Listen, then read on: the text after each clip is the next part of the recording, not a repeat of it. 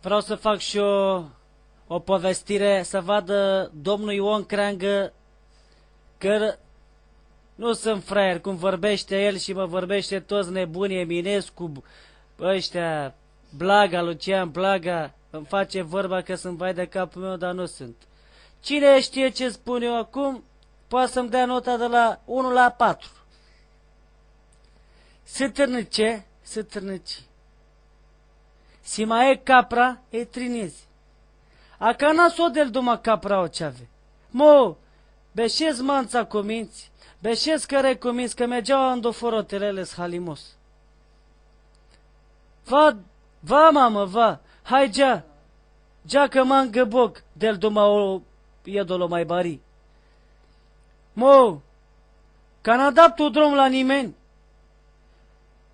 Con ghilabas parola. So parola ce? Trăiesc, cuiesc și-am aminte scuiesc că mama va duce vo lapte, carne și uncă. Oh, oh, oh, oh, oh, oh, oh. Da la la la la la la la la la la la la la la. Trăiesc, cuiesc. Oh, bre, oh, dai, hai gea. O lupulă mai banditol. Așunel s-o del duma capra și avelo care andoiezi. Ciuc. O edolo mai bari s-o del duma cate. Cone be! Mesom dae! O pralesco țigno? Del duma, nasi tu dae bă, dacă tu s-an dae del duma o parola. Acana o lupulus începe și ghilabas.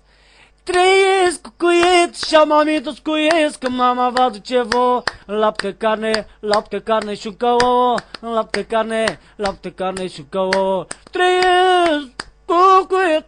Bă, ăsta nu-i văcelul, mă. În fine, să moară familia mea de dați pe Pro TV.